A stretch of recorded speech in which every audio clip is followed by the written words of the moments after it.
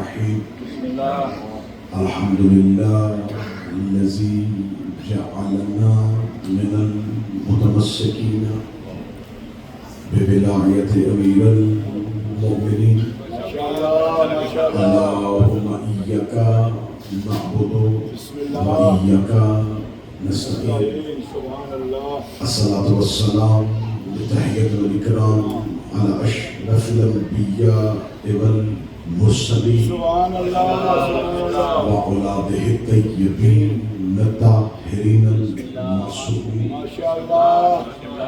ثم الصلاة والسلام على الصديقة المباركة الرازية المرزية عالمة غير مؤمنة بنت القلم والنور وسر بين الكاف والنون ودليل إرادة كن فيكون وكتاب المكنون آية الله العظمى وزوجة آية الله الكبرى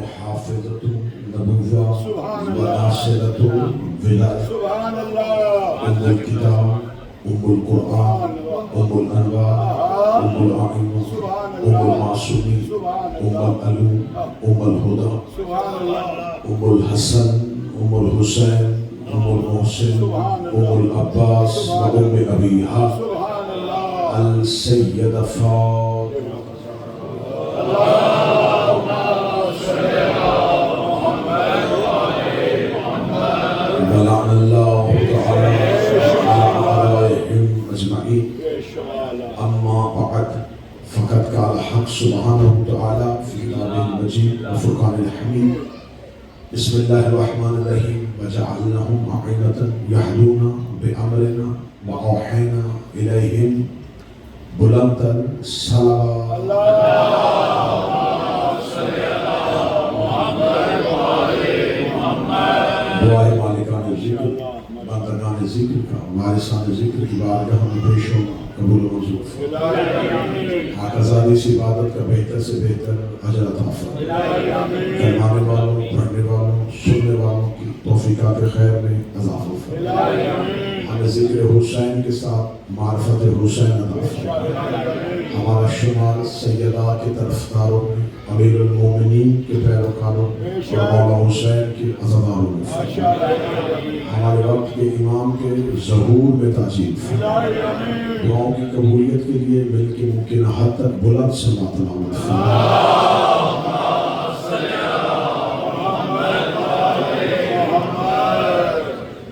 اجازت ہے ذکر شروع کریں سلسلہ گفتگو جو کل جس کا آغاز ہوا گفتگو ہو رہی ہے سورہ الانبیاء کی اس آیہ کریمہ میں جس میں خداوند متعال ارشاد فرمایا ہے وَجَعَلْنَا أَئِمَّةً اور اللہ وہ ہے جو تمہارے لیے امام مقرر کرتا ہے وہ اللہ وہ ہے جو تمہارے لیے امام بناتا ہے اور اسے زمین پر امام بنانے کی ضرورت اس لیے ہے کہ یہدون بِأَمْرِنَا تاکہ وہ امر الہی سے تمہاری ہدایت کر سکے وَأَوْحَيْنَا إِلَيْهِمْ اور جب وہ ہدایت کرتا ہے تو میں اللہ اس کی جانب وحی کرتا ہوں یہ آیت کھول کے بتا رہی ہے کہ وحی صرف نبی پر نہیں ہوتی ہمیشہ یہ اعتراض کیا گیا ہے کہ وحی اللہ صرف نبی پہ کرتا ہے اور خدا قرآن میں کہہ رہا ہے وَأَوْحَيْنَا إِلَىٰ أُمِّ مُوسَىٰ ہم نے وحی کی تھی موسیٰ کی ماں بلکہ میں موسیٰ کی ماں تو پھر بھی ایک نبی کی ماں ہے خدا قرآن میں کہتا ہے ہم نے شہد کی مکھی پر گئے تو میں نے کل جو تسلسل شروع کیا ہے وہ آپ کے سامنے یہ ہے کہ امام منصوص من اللہ امام منصوب من اللہ امام وہ ہوتا ہے جسے اللہ بنائے اور امت صرف اور صرف اسے مانے اللہ کے بنائے ہوئے امام کے لیے زمین پر اسے حکومت دی جائے یا نہ دی جائے یہ اس کی امامت میں کوئی فرق نہیں رہتا ہاں زمین والوں کے لیے ضروری ہے کہ جسے اللہ امام بناتا ہے اسے زمین والے زمینی اقتدار بھی اسے دے، لیکن اگر زمین پر اس کی حکومت قائم نہیں ہوتی تو یہ اس کے امام نہ ہونے کی دلیل نہیں ہے۔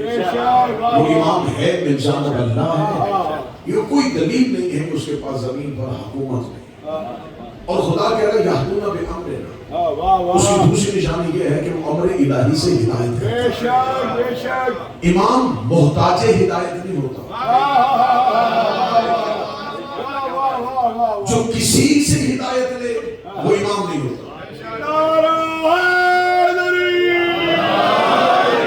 امام کی پہلی شرط یہ ہے کہ وہ منصوص من اللہ ہوتا ہے، اس کی دوسری شرط بنص قرآن یہ ہے کہ وہ کسی سے ہدایت نہیں لیتا بلکہ وہ خود ہدایت کرتا۔ اگر وہ کسی سے ہدایت لے گا پھر وہ امام نہیں ہوگا، امام وہ ہوگا جس سے وہ ہدایت لے گا۔ اب جو بھی امام ہدایت لیتا ہوا نظر آئے سمجھ لینا کہ یہ بندوں کا بنایا اللہ کا بنایا ہوا نہیں۔ میں الرضا میں پوری ذمہ داری کے ساتھ عرض کروں ہمارے 12 ائمہ نے کسی سے بھی ہدایت نہیں لی۔ اس سے مشکل جملہ کہہ رہے ہیں ہمارے 12 ائمہ نے ایک دوسرے سے بھی ہدایت نہیں لی۔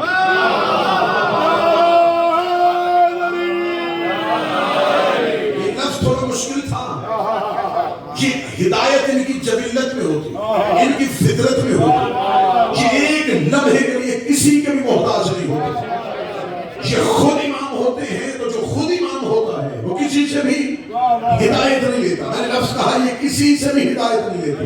مجمع ایک لمحے کے لیے خاموش ہو گیا کہ یہ آپس میں بھی ایک دوسرے سے ہدایت نہیں لیتے۔ چلے یہ تو امام ہے نا، علی کے گھر میں ایک بیٹی رہتی ہے، وہ بیٹی ہو کے عالمہ غیر معلمہ ہے۔ علی کے گھر میں ایک بیٹی ہے اور شہزادی ہو کے عالمہ غیر معلمہ ہے، ایسی عالمہ جس کا کوئی بھی استاد نہ تھا، جس کا کوئی بھی استاد نہیں تھا۔ ان پڑھوں کے گھر میں رہ کے کوئی کہے کہ میں کسی سے نہیں پڑھا لکھا، یہ کمال نہیں ہے۔ کوئی پڑھے لکھوں کے گھر میں رہ کے کہے کہ میں نے کسی سے نہیں پڑھا، یہ اس کا کمال ہے۔ زینب اس گھر میں عالمہ غیر معلمہ ہے جہاں علی جیسا خطیب منبر سلومی رہتا ہے، جہاں حسن جیسا کیا یہ لوح محفوظ رہتا ہے، جہاں حسین جیسا خطیب نوک زنا رہتا ہے، جو علی سے بھی نہ پڑھے، جو حسن سے بھی نہ پڑھے، جو حسین سے بھی نہ پڑھے، اس بیٹی کو زینب کہتے ہیں۔ یہ فرق ہے اللہ کے بنائے میں بندوں کے بنائے میں۔ اللہ کے بنائے کی بیٹی کسی سے نہیں پڑھتی اور بندوں کا بنایا خود اپنی بیٹی سے پڑھتا۔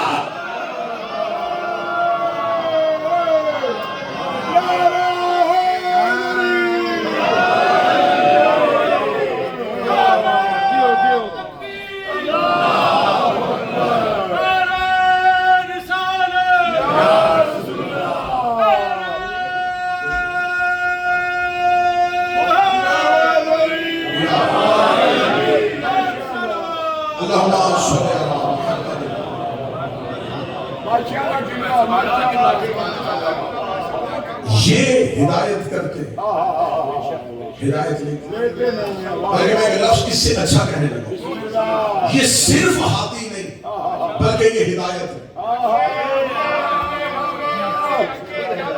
یہ خود ہدایت ہے۔ ہاتھی کے لیے بولنا ضروری ہوتا ہے، خطیب خطاب کرے گا تو خطیب، شاعر شاعری کرے گا تو شاعر، مصور تصویر بنائے گا تو مصور، ہاتھی بولے گا تو ہاتھی ہو۔ یہ صرف ہاتھی نہیں، یہ خاموش بھی ہدایت ہے۔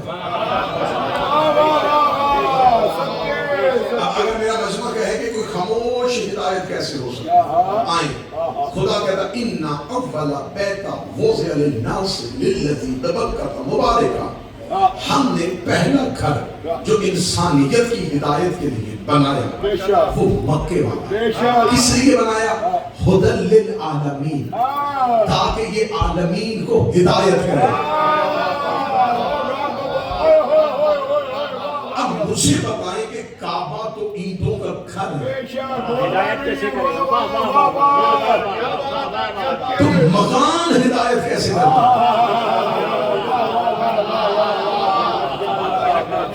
یہ خاموش مکان جو اینٹوں کا گھر ہے، کمرہ ہے، وہ ہدایت کیسے؟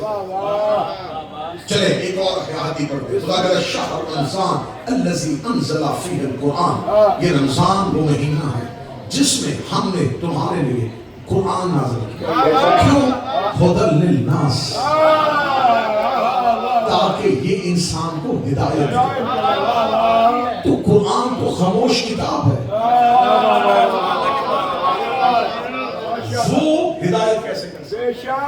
چلے اس سے آگے بڑھتے ہیں۔ خدا کہتا ہے الف لام میم ذالک الکتاب لا ریب فیہ، الف لام میم ذالک الکتاب، یہ وہ کتاب ہے لا ریب فیہ، جس میں کوئی شک نہیں، ہدی للمتقین، تاکہ یہ متقیوں کو ہدایت دے۔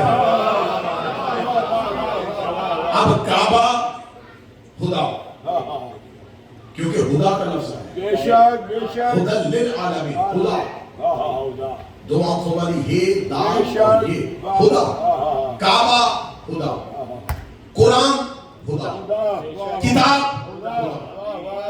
خدا کہتا میں نے انبیاء کو بھیجا، رسول ہوا خدا، تاکہ وہ خدا کرے، نبی خدا، کعبہ خدا، قرآن خدا، کتاب خدا۔ کہاں جا کے دنیا کو آل محمد سنائے؟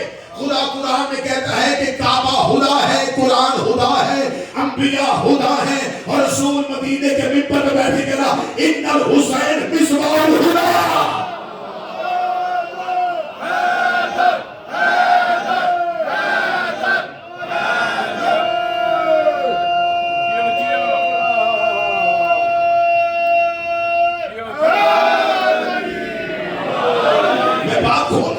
رسول کہہ رہے ہیں میرا حسین خدا کا چراغ ہے۔ حسین خدا نہیں، خدا کا چراغ۔ چراغ وہ ہوتا ہے جو روشنی دے۔ اگر یہ خدا کا چراغ ہے، اس کا مطلب یہ خدا کو روشنی دیتا، یہ خدا سے ہدایت نہیں دیتا، ہدایت اس سے روشنی دیتی ہے۔ ابھی آپ اس لمحے میں رکے تھے کہ یہ خدا ہے، لیکن قرآن نے ان کا ایک اور فضائل بتایا۔ رسول کہہ رہے ہیں یہ صرف خدا نہیں، خدا کا چراغ۔ چراغ وہ ہے جو نور دے، نور وہ ہے جو روشنی دے، روشنی ہوتی ہے راستے کے لیے۔ یہ خدا کے پیچھے نہیں چلتا، خدا سے آگے چلتا، بلکہ لفظ کی اچھا آگے، خدا اس کے پیچھے نہ چلے تو وہ خدا نہ رہے۔ اب حسین خدا کے پیچھے نہیں، حسین ہے مصباح الہدی، حسین ہے خدا کا چراغ، چراغ ہوگا آگے۔ اب جو چیز خدا ہے وہ حسین کے پیچھے ہے۔ اب میں نے ابھی آیتیں پڑھی ہیں، خدا کہتا کعبہ خدا ہے، حسین خدا کا چراغ ہے۔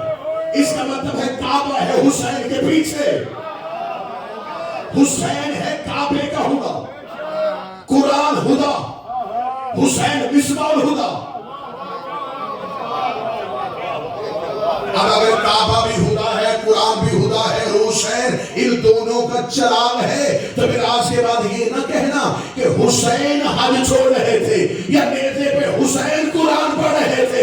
اس کا مطلب ہے کعبہ حسین کو چھوڑ رہا ہے اور نیزے پہ قرآن حسین کو پڑھ رہا ہے۔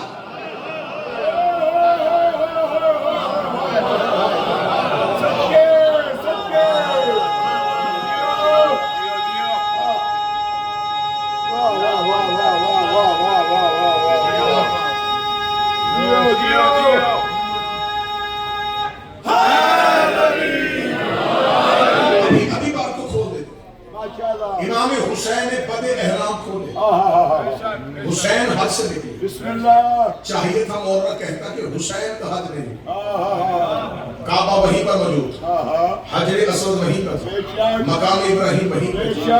مجھے کوئی مولانا قرآن کی حاشیے پر لکھے جن حاجیوں نے حسین کو چھوڑ کے حج پڑھا، کیا ان کا حج ہو گیا؟ لکھے مولوی قرآن کے حاشیے، کیا ان حاجیوں کا اس سال 61 ہجری میں حج ہوا؟ کہتے نہیں ہوا۔ کیوں نہیں ہوا؟ کس لیے نہیں ہوا؟ جبکہ کعبہ وہیں پہ، صفا و مروہ وہیں پہ، مقام ابراہیم وہیں پہ، صرف حسین ہی گئے ہیں تو کعبہ تو ہے، تو حج کیوں نہیں ہوا؟ اس کا مطلب تو مان گیا کہ حج جیسی عبادت سے، کیونکہ کعبہ خدا ہے، حسین خدا کا چراغ چلا گیا، ہدایت خاموش ہو گئی۔ اب کوئی کعبے میں مر بھی جائے، اب کوئی کعبہ میں طواف کرتا ہوا مر بھی جائے، کعبہ اس کی عبادت کو کیوں قبول کرے؟ اس لیے کہ خدا ہی چلا گیا، مصباح ہی چلا گیا۔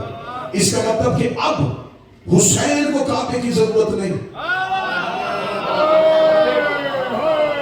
کعبے کو حسین کی ضرورت ہے۔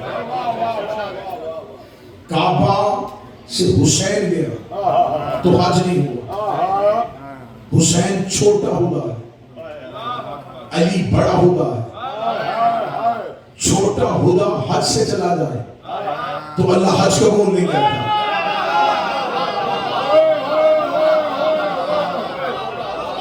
اب میں ایک لفظ لپیٹ کے دینے لگا ہوں، جس بھی عبادت سے یہ چلے جائیں،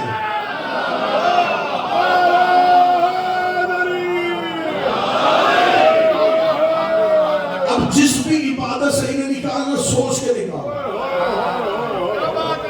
یہ عبادت نہیں، یہ روح عبادت ہے۔ جسم سے روح نکل جائے تو جسم سے بدبو آتی، عبادتوں سے علی نکل جائے تو عبادتوں سے بدبو آتی۔ عبادتوں میں خوشبو ہے تو علی کی وجہ سے، دین کے اندر خوشبو ہے تو حسین کی وجہ سے۔ ان کا کام ہے ہدایت کرنا، یہ چپ رہے ہدایت، حسن نے خاموش رہ کے ہدایت، حسین نے جل کر کے ہدایت، یہ خاموش بھی ہوا، اس کا جل کرنا بھی ہوا۔ کل گفتگو آ گئی تھی کہ رسول نے اپنے حجرے میں گمراہی کو ہدایت سے علیحدہ کر کے دکھا دیا۔ کچھ تاریخی حقائق کو سنیے گا تاکہ بچوں تک حقائق پہنچ۔ اب یہاں پر آ کے مورخ نے ایک بہت بڑا جھوٹ لکھا، وہ یہ لکھا کہ رسالت ماں، اور وہی ایک جھوٹ انہوں نے خلافت پر استدلال پیش کیا کہ رسول اللہ کے آخری دنوں میں ایک صحابی نے مسجد میں نماز کی امامت کروائی تھی، اور اس کا نماز کی امامت کروانا اس کے خلیفہ ہونے کی دلیل ہے، کیونکہ رسول کی زندگی میں اس نے مسجد میں نماز پڑھا۔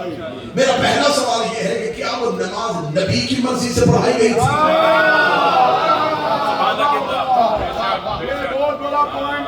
یہ موضوعات ممبر سے نہیں پڑھے جاتے، ان موضوعات کا دعوت سے تعلق نہیں، لیکن کہیں نہ کہیں یہ حقائق پہنچیں گے۔ کیا اس کو جب مصلی پہ کھڑا کیا، کیا نبی نے کھڑا کیا؟ اگر آپ یہ کہیں نہ کہیں سے کوئی جھوٹی روایت نکال دیں، ورنہ اہل سنت کی بہت سی روایتیں اس بات پہ گواہ ہیں کہ رسالت مآب نے بیماری کی حالت میں صحابہ سے کہا مجھے مسجد میں لے کے، جب مسجد میں گئے رسالت مآب نے کہا یہ کون ہے مصلی پہ؟ فرمایا یہ فلاں صحابی ہے، اس نے اندر سے آپ کی زوجہ سے اجازت لی، رسول نے فرمایا اٹھاؤ اسے مصلی سے، اسے کس نے کہا کہ میرے مصلی پہ کھڑا ہو؟ یہ بھی واقعہ اہل سنت والی لکھتے ہیں، لیکن جلا و تعدیل نہیں کرتا، ہم اس میں بحث نہیں کرتے۔ ایک لمحے کے لیے ایک جھوٹی روایت تم لے بھی آؤ، میں کتنا بڑا استدلال دینے لگا ہوں، یہ آپ کے شعور و دراک سے بہت دور ہے۔ آپ کوئی جھوٹی روایت لے بھی آئے کہ نہیں اس سے رسول نامینیٹ کیا تھا کہ تو مصلی پہ کھڑا ہو کے نماز پڑھ۔ آپ ہی کی کتابوں میں لکھا ہے کہ رسالت مآب نے سورہ برات، جسے سورہ توبہ بھی کہا ہے، اس کی تبلیغ کرنے کے لیے اسی صحابی کو رسول نے بھیجا تھا، اسے بھیجا تھا۔ جب مکہ میں جا کے مشرکین مکہ یہ قرآن کی آیت پڑھ کے سن. ابھی وہ صحابی رستے میں تھا یا جبرائیل امین آ گیا, اس نے فوراً کہا میرا محمد اللہ کہہ رہا, اس سے واپس ہو رہا اور اس سے بھیجو تجھ میں سے ہے, اس سے بھیجو تجھ میں سے ہے. اگر آپ جھوٹی روایت لے بھی آئیں کہ نبی نے مصلی پہ کھڑا کیا تھا اور نبی نے نماز پڑھانے کے لیے کھڑا کیا تھا, تو نبی ہی نے سورۃ توبہ کی تبلیغ کرنے کے لیے بھیجا تھا, بھیجا نبی میں تھا, واپس اللہ نے بلا لیا.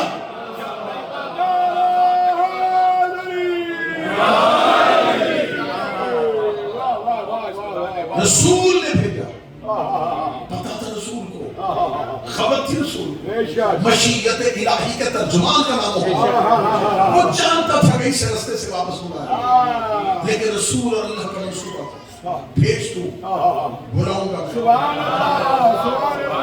تاکہ کل کو کوئی کہیں سے چھوٹی دلیل ملے کہ اسے مصطفیٰ نے فلاں عہدہ دیا تھا, تو اللہ یہاں پر مداخلت کر کے کہے گا اسے محمد بھی عہدہ دے, تو اللہ علی کے سوا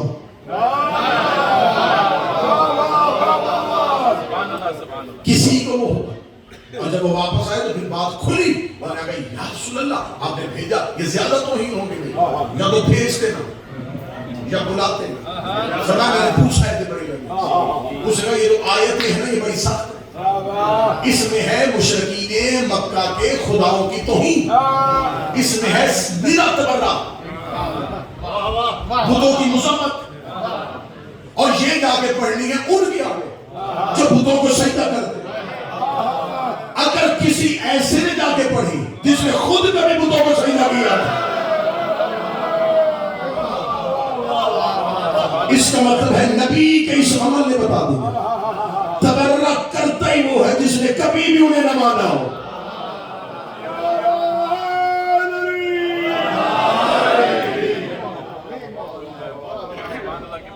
اب رسول بھی اگر کسی کو اللہ اسے معزول کر دے, اللہ اسے اس عہدے سے ہٹا دیتا. آپ نے ہجرت کی رات دیکھا کہ ہجرت کی رات کے لیے کہا جاتا ہے کہ علی بستر پیغمبر پر سو گئے. مجھے صرف بستر کی بات نہیں کرنی, بستر کی بات آپ نے بہت سمجھی. علی بستر پر سوئے, محمد بن گئے. ابھی تک شیعہ کسی فضائل میں الجھے, ایک اور فضائل میں جب علی محمد بن کے سو رہے تھے, محمد علی بن کے جا رہے تھے.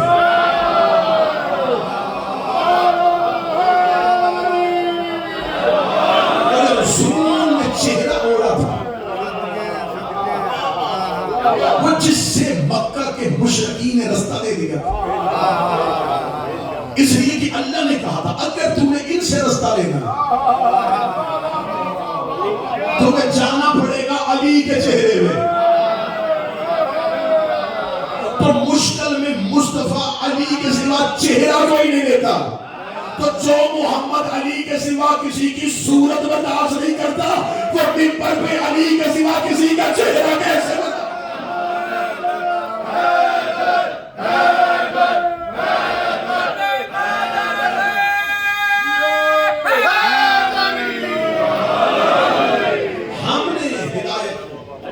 گمراہی سے جدا کر کے رکھا. بسم اللہ. ہدایت علیحدہ ہے, گمراہی علیحدہ. میں نے کل کی تقریر میں کہا تھا کہ اللہ ہادی بھیجتا رہا, ابلیس اپنے نمائندے بھیجا. بے شک ایسے ہی ہے. خدا نے آدم کو بھیجا, ابلیس مقابلے پہ. خدا نے شیش بھیجا, اس نے قابیل بھیجا. خدا نے ابراہیم اتارا, اسے نمرود بھیجا. خدا نے موسیٰ اتارا, اس نے فرعون. خدا ہادی اتارتا گیا, خدا موسیٰ بھیجتا ہے, ابلیس مقابلے میں فرعون بھیجتا ہے. خدا ابراہیم بھیجتا ہے, یہ نمرود بھیجتا ہے. خدا اپنا نبی بھیجتا ہے, یہ مقابلے میں شداد بھیجتا ہے. نمرود, فرعون, شداد, یہ اللہ کے نمائندے نہیں تھے, یہ شیطان کے نمائندے.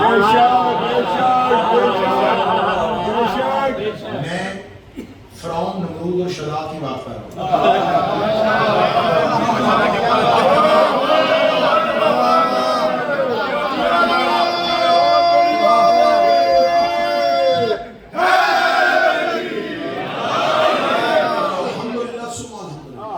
اللہ نے مجھے ایسا باشعور بنوا دیا کہ انہیں پتا ہے کہ میں فرعون نمرود و شداد بھی نہیں مانتا.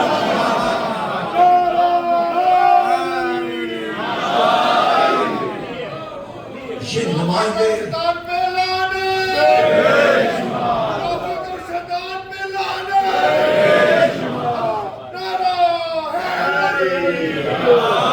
ادھر سے اللہ اپنے نمائندے بھیجتا رہا, ابلیس اپنے نمائندے بھیجتا, لیکن یہ قانون طے پا گیا کہ اب آپ کو ابلیس کے نمائندے ڈھونڈنے کی ضرورت نہیں, جو اللہ کے بنائے ہوئے کے مقابلے پہ آئے.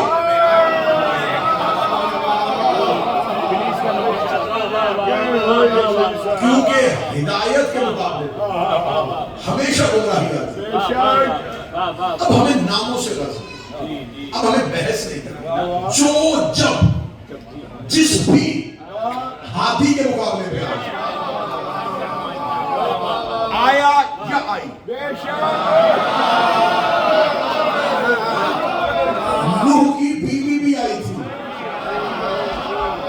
لوط کی بیوی بھی آئی تھی, صرف مرد نہیں آتے تھے, عورتیں بھی. نوح کی بیوی, میں نوح کی بیوی کی بات کر رہا ہوں.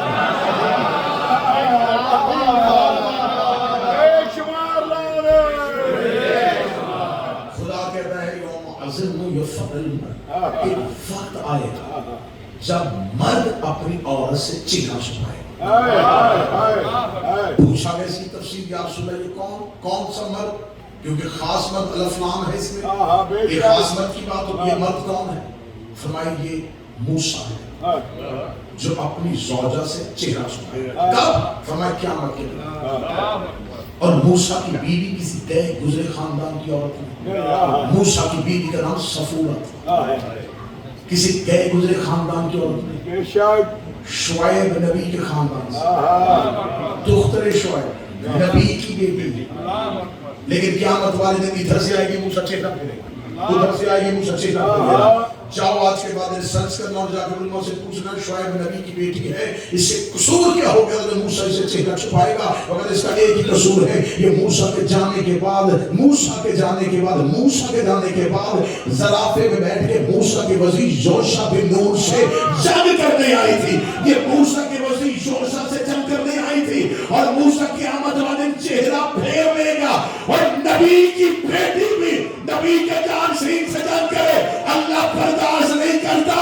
امتی کی بیٹی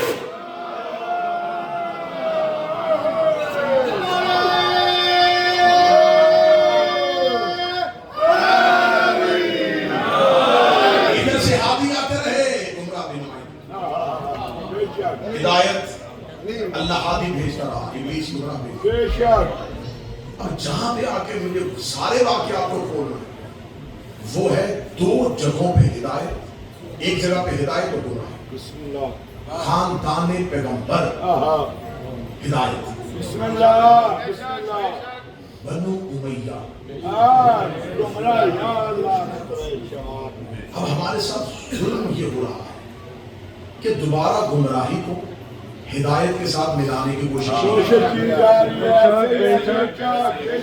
اور اس سازش کا سرنامہ جو ہے, جو سازش شروع ہوئی وہ کہاں سے ہوئی کہ یہ بھی آپس میں ایک ہی خاندان ہے.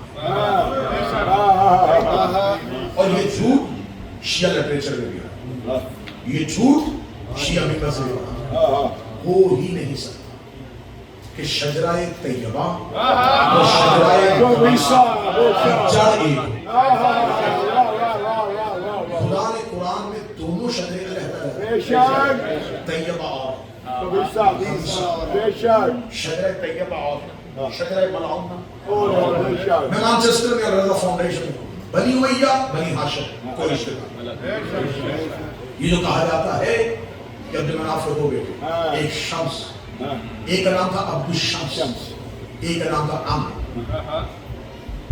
دو بھائی تھے, دونوں اکٹھے جڑواں گئے, عبد الشمس اور عمرو.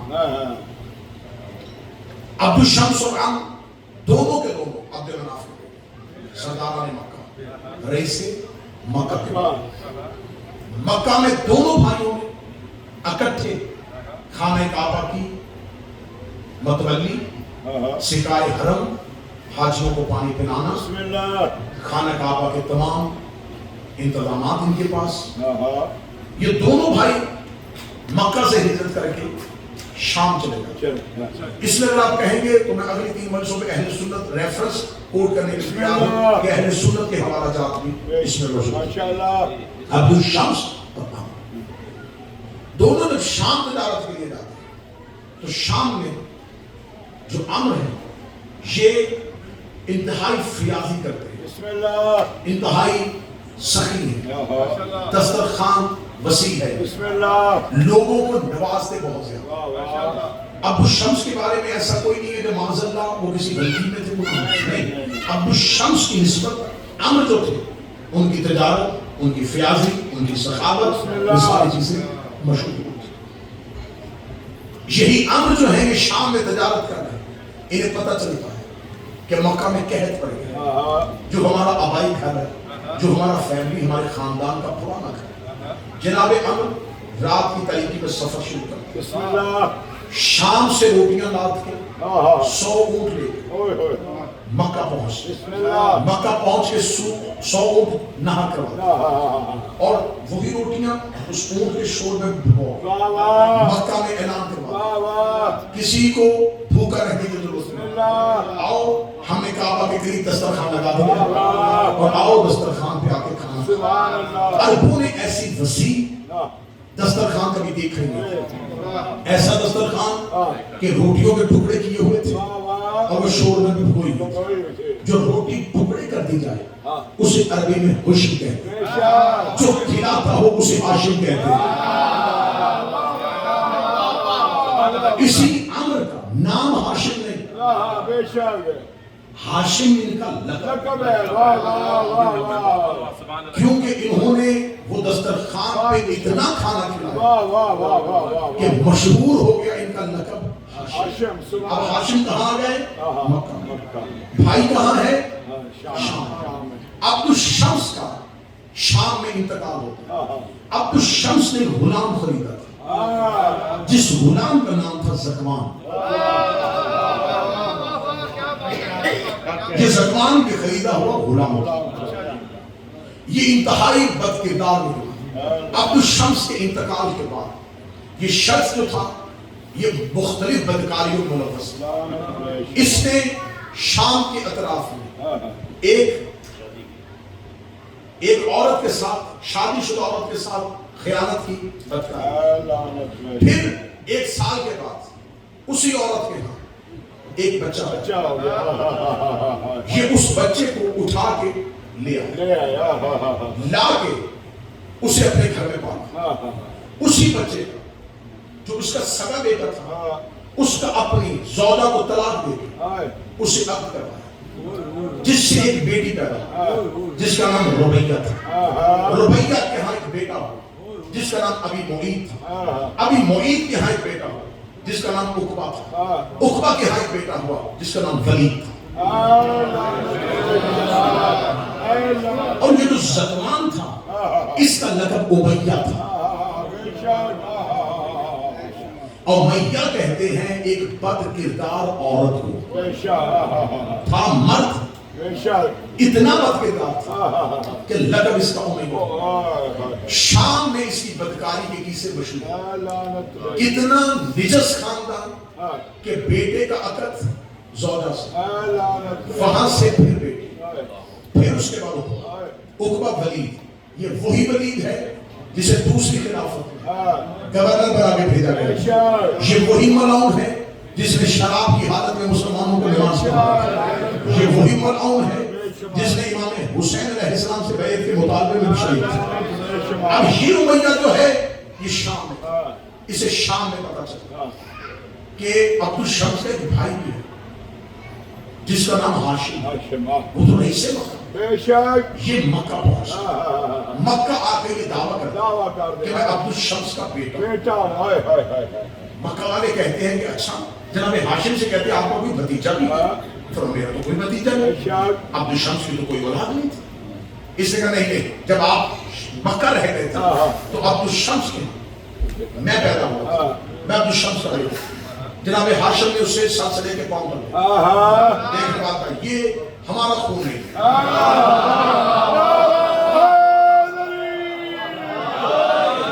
یہ ہماری نسل سے نہیں۔ اگر یہ ہماری نسل سے ہے، اسے ابھی پکڑو، اس سے لے کے جاؤ حجر اسود کے قریب۔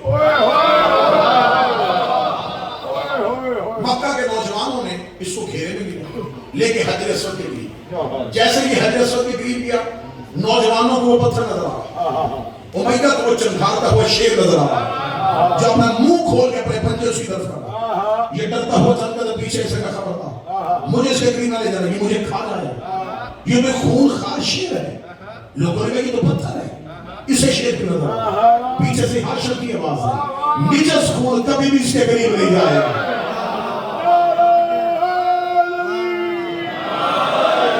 اس کی رگوں میں نجس یہ وہاں سے پلٹتا ہے، پھر شام جاتا ہے، شام جا کے اس کے ہاں ایک بیٹا ہوتا ہے جس کا نام ہے حرب کے ہاں ایک بیٹا ہوتا ہے جس کا نام ہے سخر۔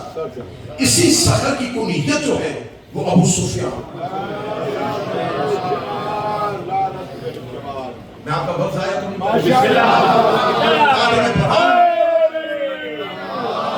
مجھے امام حسن میں بات کرنا آسان ہے۔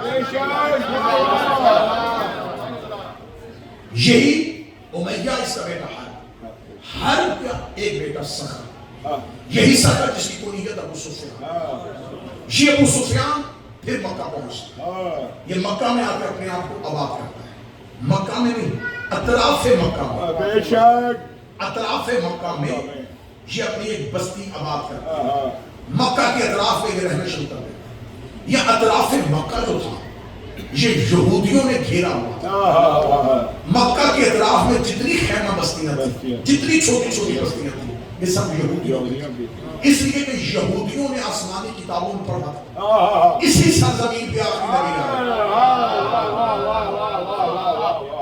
یہ سارا دن مکہ کی گلیوں میں اپنی عورتوں کو بھیجتے، دیکھو کسی گھر میں بچے کی آمد، یہ نبی کا رستہ روکنا چاہتا، یہ چاہتے تھے کہ آخری نبی مکہ میں بنی اسماعیل میں نہ آئے، بلکہ جو آخری نبی ہم بنی اسرائیل میں آئے وہی رہے، نبوت ہم اس خاندان میں اس نسل میں منتقل نہیں ہوئے، لیکن اللہ نے جیسے موسیٰ کی آمد کو چھپایا تھا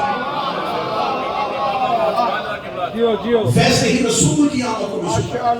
اب یہودی جو تھے، کیونکہ یہودی جو ہوتے ہیں یہ پہلے دن سے یہ سازشی تھے، ان کا کام تھا اسلام کی طرف سازش کرنا، عیسائی سازشی نہیں ہوتا، یہ ڈپلومیٹک ہوتا، یہ انتہائی تدبر کے ساتھ اپنا راستہ نکالتا۔ یہودیوں کے اندر، یہود کے اندر اسلام کی دشمنی ہے۔ اب میرے پاس وہ موضوع نہیں ہے، مجھے بڑی جلدی 3 منٹوں میں سمجھ کرنا ہے، ورنہ میں اسماعیل اور اسحاق سے یہود کی کہانی کو شروع کرتا کہ ان کے اندر یہ نفرت پیدا کہاں سے ہوئی تھی۔ خیر جب یہ مکہ کے گرد انہوں نے گھیرے میں لیا ہوا تھا کہ کسی بھی طریقے سے ہمیں رسول کو نہ دے، اسی عالم میں انہوں نے دیکھا کہ ایک خاندان، ایک نسل جو مکہ کے اطراف میں آ کے یہ ان سے جا کے پوچھتے تم ملت ابراہیم پہ ہو؟ نہیں۔ جو ابو سفیان کا خان، اسے کیا تم یہودی ہو؟ نہیں۔ نہ تم یہود میں سے، نہ تم ملت حنیف میں سے، تم کون؟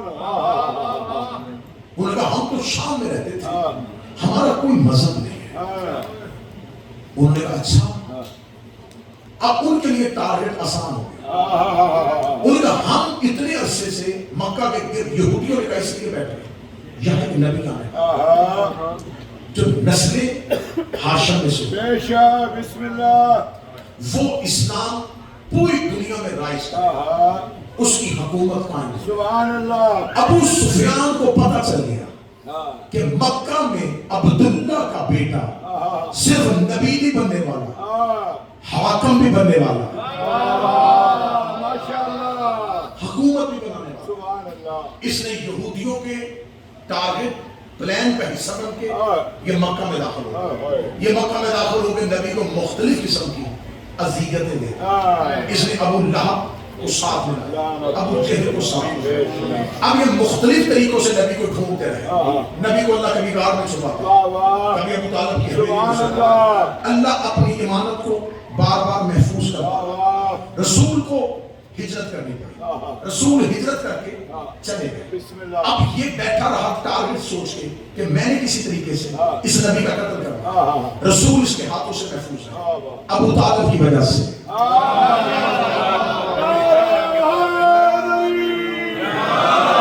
بالکل خاموش ہو کے تاریخ سنی. رسالت امام مکہ سے ہجرت کر کے مدینہ چلے گئے. مدینہ جا کے رسول نے اسلام کا سکہ بنوایا. رسول ایک بھرپور لشکر لے کے دوبارہ مکہ میں داخل. سبحان اللہ. جب رسول مکہ میں داخل ہوئے, اسے کہا جاتا ہے تاریخ اسلام میں, ہسٹری آف اسلام میں, فتح مکہ. رسول مکہ کے باہر جا کے بیٹھ گئے. خود رات ہو گئی تھی. رسول نے رات کے اندھیرے میں ہم نے مکہ میں نکلا. مکہ کے باہر کیا, مکہ کے باہر رسول کا لشکر اتنا وسیع تھا کہ جو گھوڑوں کے کان ہوتے, مدینے کے لوگوں نے سمجھا کوئی کھجوروں کا باغ ہے.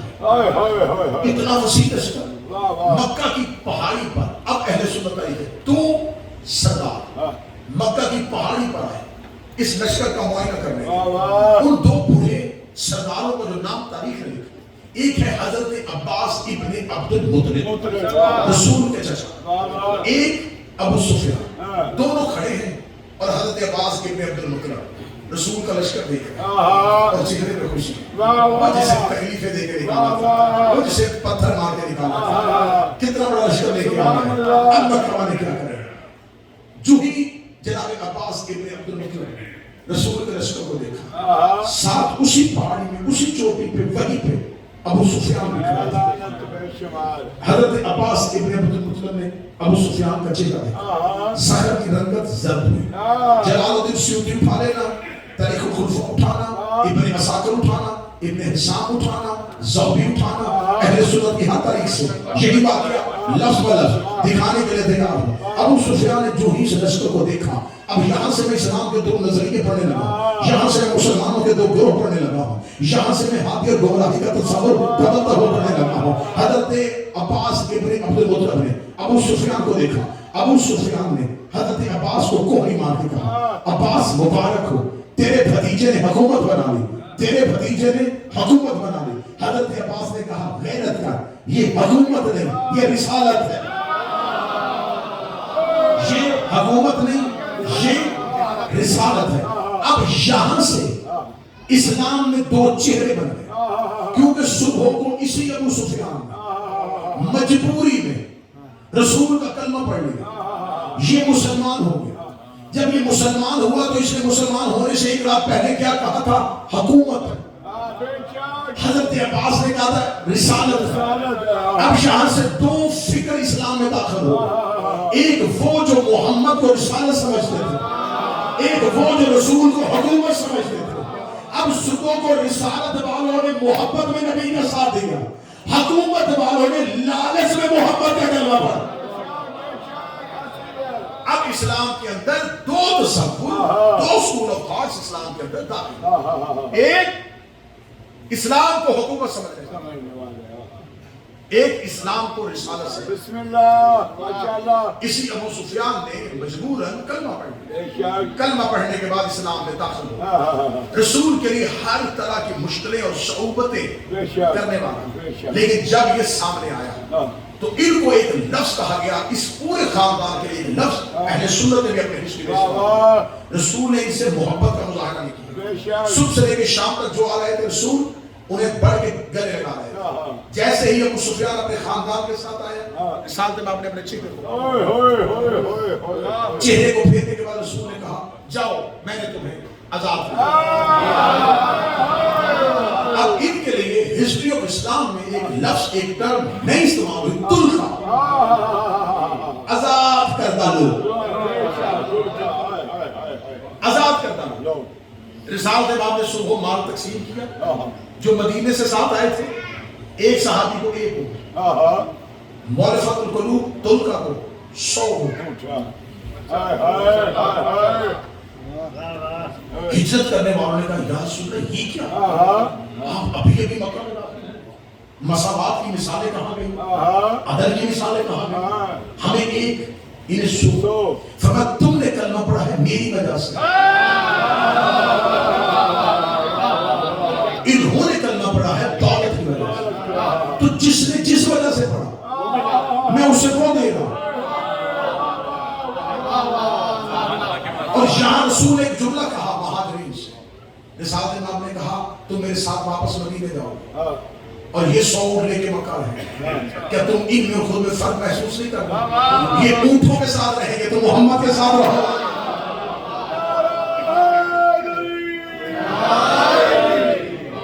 اب جب تک آپ اس تصورات کو نہیں سمجھیں، اسلام کی اس ہسٹری کو نہیں پڑھیں، آپ کو امام حسن اور امام حسین کا کردار سمجھنے نہیں.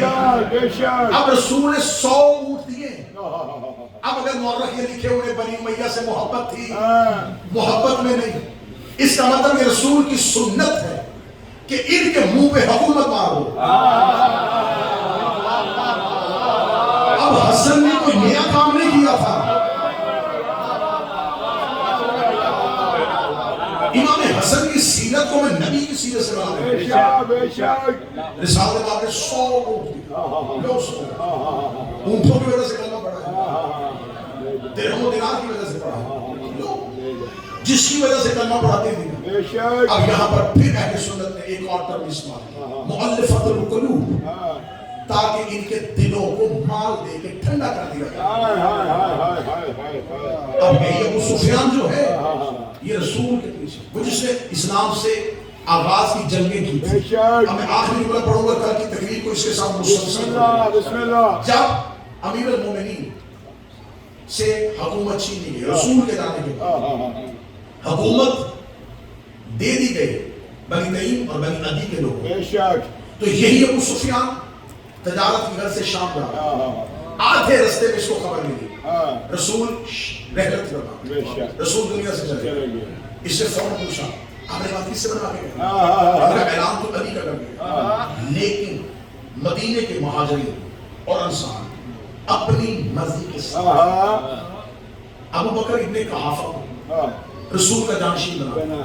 اس نے وہیں سے اپنے گھوڑے کو واپس کیا، سیدھا مدینے پہنچا. اب یہ بات اگر آپ میں شیعہ میں دل پڑھ رہا ہوں، خدا کی قسم نہیں، یہ میں اہل سنت کی کتابوں کی چھوٹی کتابیں نہیں، جہاں سے انہوں نے ہسٹری شروع کی، ان کے پہلے ہسٹورین سے لے کے یہی باتیں ان کی ہسٹری میں ثابت. ابو سفیان واپس کرنا مدینہ پہنچا، ہاتھتا ہوا، کانپتا ہوا، غصے میں شراب ہوا، پسینے میں ڈوبا ہوا، سیدھا کے حضرت عباس ابن عبد المطلب کے گھر جا کہنے لگا عباس میں مدینے میں نہیں تھا، تو تھا، تیرے ہوتے ہوئے جانشین محمد، یہ چھوٹے قبیلوں کے لوگ، یہ چھوٹے خاندانوں کے لوگ، یہ بڑی دیور بنی عدی کے لوگ، یہ مسلمانوں کے حاکم بن گئے. کہاں تھا علی؟ کیوں نہیں علی نے اپنے حق میں اعتبار؟ جناب عباس ابن عبد المطلب نے ابو سفیان کا رخ دیکھا، چہرہ دیکھا، فرمایا لوگوں نے بھی کا ساتھ نہیں دیا. ابو سفیان نے کہا کیوں؟ مدینے کے مہاجر اور نساء ان کے ہاتھوں میں بک چکے تھے. یہ نبی کی زندگی میں یہ تمام میٹنگز کر چکے تھے کہ ہمیں کسی صورت میں خلافت علی کے پاس نہیں جانے لگے. ابو سفیان نے کہا اٹھ عباس، علی میری بات نہیں مانے، بولی کا چچا تو علی سے جا کے میری طرف سے کہے، میں ابو سفیان کہا تو صرف ایک اکیلا اٹھ میرے ساتھ مسجد میں، صرف تمہیں اتنا کہنا خلافت میرا حق ہے. بس یہ لفظ علی کہہ دے اور علی خاموش ہو. پھر تلواریں جانے، ابو سفیان جانے اور یہ جانے.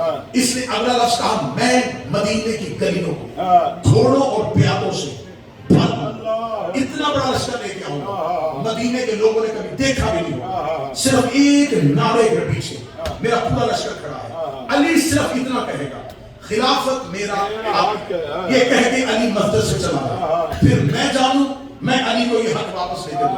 حضرت عباس ابو سفیان کے ساتھ چلے. امیر المومنین مسجد میں بیٹھے ہوئے، پیچھے ابھی عباس کھڑے ہوئے. حضرت عباس مولا علی کے سامنے ہے. امیر المومنین قرآن لکھ رہے تھے، پڑھ نہیں رہے تھے.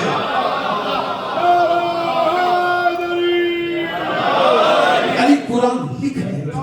یہ سامنے آ حضرت عباس علی علی وہ پیچھے ابو سفیان یہ کہتا ہے آپ صرف اتنا کہیں خلافت میرا حق ہے. یہ کہتا پھر علی خاموش ہوتا. میں علی کو یہ تخت، یہ منبر، یہ خلافت، یہ حکومت واپس لے کے دوں. عباس ابن عبد المطلب بول رہے ہیں، علی لکھ رہے ہیں. حضرت عباس ابن عبد المطلب اب چہرہ علی دیکھ رہے ہیں. علی جواب دے گا، علی لکھتے جا.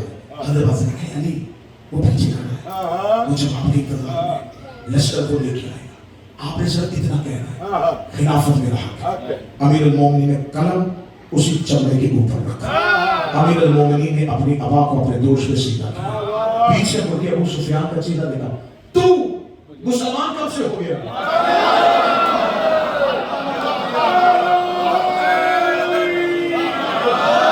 یہ لفظ میں کتاب سے نہ ثابت کروں، میں گردن کٹواؤں گا، میں زبان کاٹ کے پھینک دوں گا. یہ جملہ علی کا ہے. الفت تو مسلمان کب سے ہو گیا؟ تو کہہ رہے ہیں اگلا لفظ سونے کا قلم ہو میں کعبے کی پیشانی پہ لکھوں. علی فرماتا تو مجھے وہ پانی پلا رہا ہے جو بڑا گندلا ہے.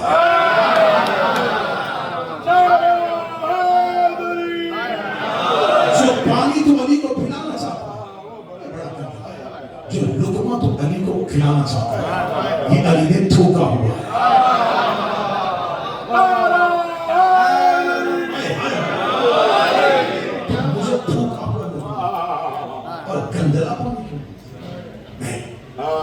یہ ہے علی کی حکمت. علی نے بتا دیا تو کون ہے وہاں. اب اس نے بے شک کلمہ پڑھا تھا، اسلام لایا تھا، لیکن میں کیا کروں، میرے امام کا نام علی ہے. علی میری مجبوری ہے، علی میرا عشق ہے.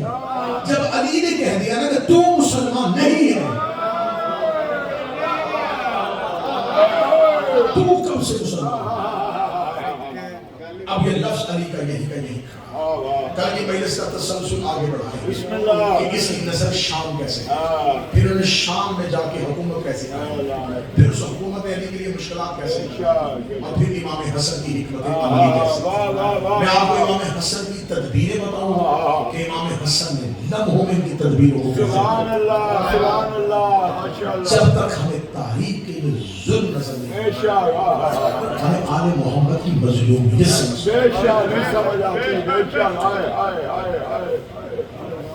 کاش کاش ممبر سے پڑھا جائے کہ علی کو کتنا اکیلا کیا گیا.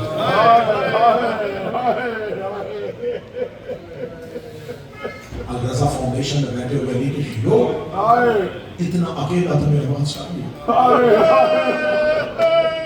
مسجد کوفہ کی دیوار کے ساتھ بیٹھ جاتے، دیوار کے ساتھ اپنا سر مار کے علی کہتے کاش علی یہ دن نہ دیکھتا. سامنے بیٹھے ہوئے صحابہ کہتے یا علی کون سا دن؟ علی دیکھیں گا کہ میں علی نے اپنی زندگی میں یہ دن بھی دیکھ لیا کہ میرا نام ہندا کے بیٹے کے ساتھ لے کے جا رہا، میرا تکابر معاویہ کے ساتھ کیا گیا. کہاں وہ گندگی کا ڈھیر، کہاں میں مظہر پر دیا. بدبخت دنیا نے علی کا تکابر کس سے کروایا؟ نجس اور آوارہ ماؤں کے بیٹوں کو علی کے سامنے لا کے کھڑا کیا. کہاں علی قوت پروردگار، راز الہی، ناصر الانبیاء، امیر المومنین سینے پہ ہاتھ مارے.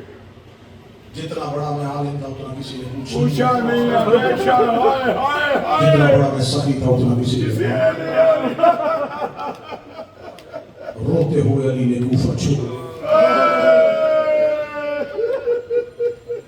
میرا اللہ تمہیں کوفہ لے کے آج بھی کوفے کی فضاؤں میں تمہیں اداسی نظر آئی. میں جب بھی کوفہ گیا ہوں میں کربلا سے زیادہ کوفے جا کے روتا ہوں. کربلا میں صرف چند گھنٹوں میں آل محمد پہ ظلم ہو، کوفہ میں ہر رات علی ہو گیا. آج بھی کوفے کی فضاؤں میں علی کی چیخوں کی آواز ہے. امیر المومنین نے 18 رمضان 40 ہجری کو اپنی آخری تقریر میں کہا تھا کوفے والوں کیا میں نے آج تک کبھی کسی یتیم کو سلایا؟ کوفہ کی مسجد سے آوازیں نہیں آتی. علی لوگ کہتے ہیں پھر میرے بعد کسی یتیم کو سلانا. اس سے اگلا جملہ تمہارے بستر پہ رونے کے لیے کافی ہے. علی لوگ کہتے ہیں کوفے والو میں نے آج تک تمہاری کسی بیٹی کو رلایا تو کوفہ کے لوگوں کی آواز ہے یا علی آپ نے ہم سے زیادہ ہماری بیٹیوں کا خیال کیا.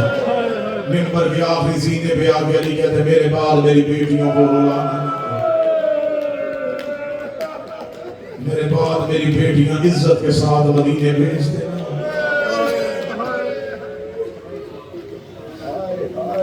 جناب سید الساجدین شام سے واپس مدینے آئے. جب سجاد واپس مدینہ آئے میں کوفے نے پوچھا مولا سب سے زیادہ مصیبت کہاں آئی؟ فرمایا شام میں. اس کا مولا سب سے زیادہ تکلیف کہاں ہوئی؟ فرمایا کوفے میں. میں لفظ پڑھنے لگا ہوں ہائی کہنا. اس کا مولا سب سے زیادہ مصیبت؟ فرمایا شام. مولا سب سے زیادہ تکلیف؟ فرمایا کوفہ. اس کا مصیبت شام میں آئی تکلیف کوفہ میں کیوں ہوئی؟ سجاد لوگ کہ شام والیوں کو نہیں پتا تھا کہ زینب کون ہے. کوفہ کی ان عورتوں نے زینب کو مارا ہے جو زینب سے قرآن پڑھتی رہی. شام والیوں نے باغی کی بہن سمجھ کے مارا ہے. کوفے والیوں نے علی کی بیٹی سمجھ کے.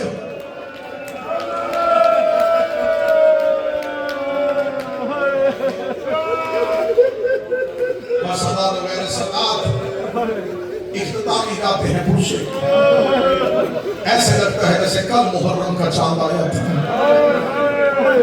حسین کی غم کا موسم بڑی جلدی سے گزر جائے. یہ وقت غم ہے جس کا ہم انتظار کرتے ہیں. یہ وقت رونا ہے جس کے لیے میری قوم خرچہ کرتی ہے. لوگ اتنا اپنی خوشیوں پہ خرچہ نہیں کرتے جتنا یہ حسین کے رونے پہ کرتے. بس صدات و غیر صدات مجھے آج پڑھنی ہے واپسی. علی کی بیٹی واپس کیسے آئی؟ مجھ سے نہیں پڑھا جاتا شام کا بازار. جو کچھ کتابوں میں لکھا ہے اگر منبر سے پڑھ دیا جائے مجمع سے بندے نہیں جنازے اٹھے. لوگ کہتے ہیں سخت مصائب نہ پڑھا کریں. مصائب ہے ہی سخت. عائشہ بھائی میں ایک جملہ کہتا ہوں جس سجاد نے اکبر کی موت برداشت کر لی تھی کچھ تو شام میں ہوا ہے جو اس کا جگر پھٹ گیا ہے. جس نے بابا کی موت برداشت کر لی جس نے چچا عباس کی موت برداشت کر لی ہے. ہم تمہارے گھر سے پڑھتے ہیں کہ صرف پتھروں کی بارش شروع ہوئی ہے. مولا سجاد کہتے ہیں پتھروں کی بارش نہیں شام کی کمینی عورتوں نے کپڑوں کو آگ لگا کے علی کی بیٹیوں میں پھینکا ہے. انہوں نے کھولتا ہوا پانی علی کی بیٹیوں میں پھینکا ہے. سجاد کہتے ہیں بازار شام عبور کیا دیوار کے ساتھ لگ کے کھڑی ہوئی علی کی بہو بیٹیاں. سجاد کہتے ہیں میں پہچان ہی نہیں سکا ان میں اکبر کی ماں کون ہے ان میں اصغر کی ماں کون.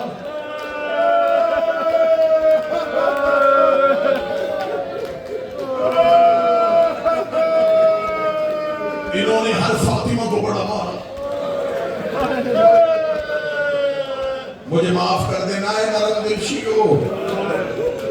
انہوں نے جتنا عباس کو مارا اتنا سکینہ کو مارا. جس نے ہائے نہیں کی زینب تیری ہائے کی ہمت دے جو سکینہ کی غربت پھر ہو سکے. چل میں بی بی کا ہی مصائب پڑھ دیتا ہوں ایک لمحے کے لیے. سوچ جس کے گھر میں بچی ہے اپنی 4 سال کی بچی کو ذہن میں رکھنا اور پھر میرا مصائب کا جملہ سننا کہ آج تک کسی نے 4 سال کی بچی دیواروں کے سہارے پہ چلتی دیکھی ہے. حسین کی 4 سال کی بیٹی دیواروں کے سہارے لے کے چلتی تھی. تیرا بی بی کے لیے بلند نہ ہوا تو میں بی بی سکینہ کا آخری بیت پڑھ دیتا ہوں. آخری رات کی حسین کی بیٹی سکینہ کی سجاد کی گود میں آ کے سکینہ بیٹھی اپنے قیدی ہاتھوں سے سجاد کا چہرہ پکڑا. سجاد کی داڑھی چومتے تھے. سجاد تو باپے کے بعد میرا باپ بھی ہے. سجاد جیسے بیٹیاں باپ کو درد سناتی ہے. آج میرا جی چاہتا میں بیٹی بنوں تو باپ بن جائے. میں تھوڑی دیر کے لیے تجھے اپنا درد سنو. میں حسین ہوں تو سکینہ ہے.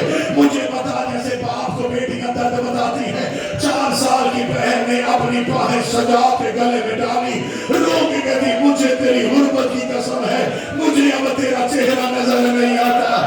سجاد میری آنکھیں پھٹ گئی ہیں, سجاد انہوں نے مجھے اتنا مارا ہے, سجاد میری آنکھوں کا لہو جم گیا ہے, سجاد اب مجھے تیرا چہرہ نظر.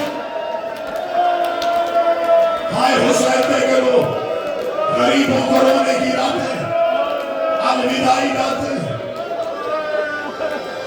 رو کے کہتی سجاد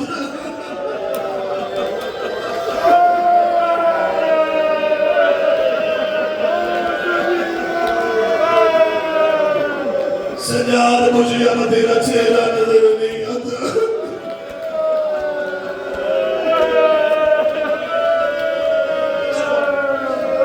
یہی بی بی کے منشاء تو اسی بی بی کے غصہ پڑھ دے. اس شہزادی کو بڑا مارا گیا, اسے کبھی گھوڑوں کے ساتھ اڑایا گیا, کبھی اونٹوں کے ساتھ اڑایا گیا.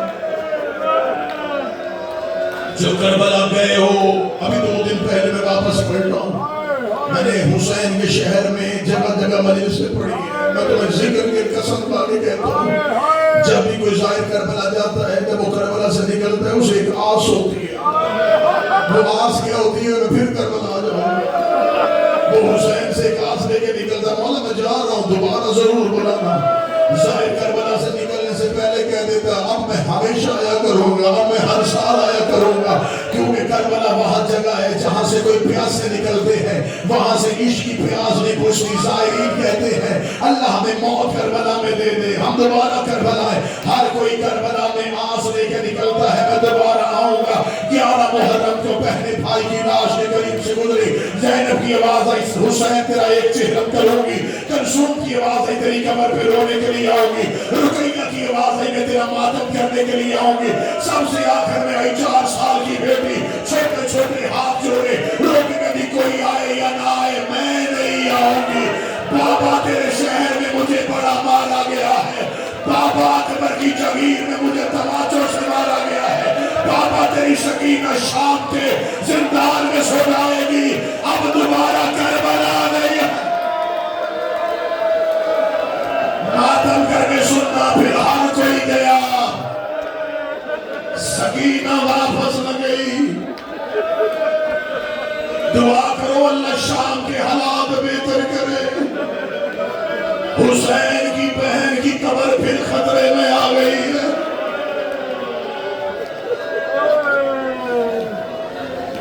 بس ادا تو کرے سدا, بولو بیٹیوں کے باپ بیٹھے, بڑی مشکل سے سکینہ نے یہ راتیں گزاری. اس ملاؤں کے دربار میں آئی, اس کمینے نے اپنے تخت کے پیچھے حسین کی بیٹی کھڑی تھی. اسے کا تیرا نام کیا ہے؟ شہزادی بولی, آواز نہ آئی.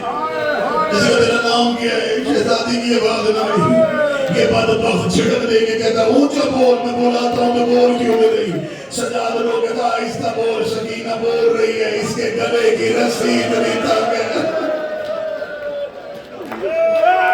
مولا سجاد نے گلے کی رسی کھولی, سکینہ زہرا بن کے بولنا شروع ہوئی. سکینہ نے اللہ کی حمد بیان کی, اپنے دادا علی کی ولایت پڑھنی شروع کی, اپنے بابے کی مظلومیت پڑھنی شروع کی. شام کے دربار میں سحر طاری ہو گیا. لوگوں نے 4 سال کی بطول کو پہلی بار اتنی فصاحت و بلاغت سے بولتے ہوئے سنا. سجاد کہہ رہے تھے, مرحبا فاطمہ, مرحبا میری سکینہ, تو ایسے بول رہی ہے جیسے مدینے میں دادی زہرا بولی تھی. سادات ہر کوئی سکینہ کو مرحبا کہہ رہے تھے. میں غلط پڑھوں, مجھے غازی معاف نہ کرے. تیرے رونے کے لیے میں جملہ پڑھنے لگا ہوں. یہ پچھلی کرسی سے ایک ملعون اٹھا, یزید کے سامنے آیا, آگے جتنی دولت کہتا ہے میں دینے کے لیے تیار ہوں, یہ بچی مجھے کلیزی میں دے دے. اس نے سکینہ کی طرف اشارہ کیا, یا عباس کا سر کانپنا شروع ہوا. سجاد کی آواز آئی, غیرت کر, مجھے محمد رہنے دے, علی بننے پہ مجبور.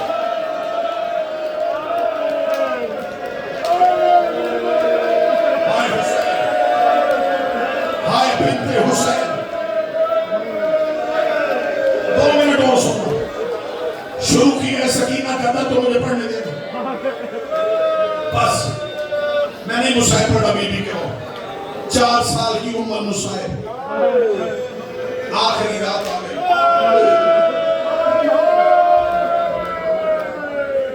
وہاں گئی جہاں سجاد بیٹھا. سجاد کے بعد کیا کہتی سجاد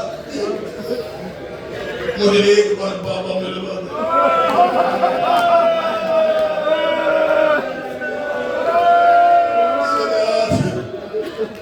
مجھے اب سانس نہیں آ رہی.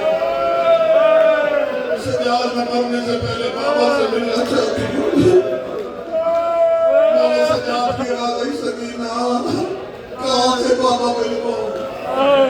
رونے کے لیے کئی راتیں گزر گئی ہیں میں نے بابا نہیں دیکھا. سجاد کچھ کر مجھے بابا ملوا. مولا سجاد زندان کی دیوار کے ساتھ آئے. سجاد نے دروازے سے دیکھ کے کہا بات تو اولاد والا نہیں ہے, تیری کوئی اولاد نہیں ہے. کہتا ہے میری اولاد. مولا سجاد کہتے غیرت کر, میری بہن بابا کا سر مانگ رہی ہے, تھوڑی دیر کے لیے بابا کا سر زندان میں بھیج. یہ کہتا تیری بہن بہت روتی ہے. اگلا جملہ ایسے سننا جیسے شیعہ کو سننا چاہیے. جب اسے کہا تیری بہن بہت روتی ہے, سجاد لوگ کہتا اب نہیں روئے گی.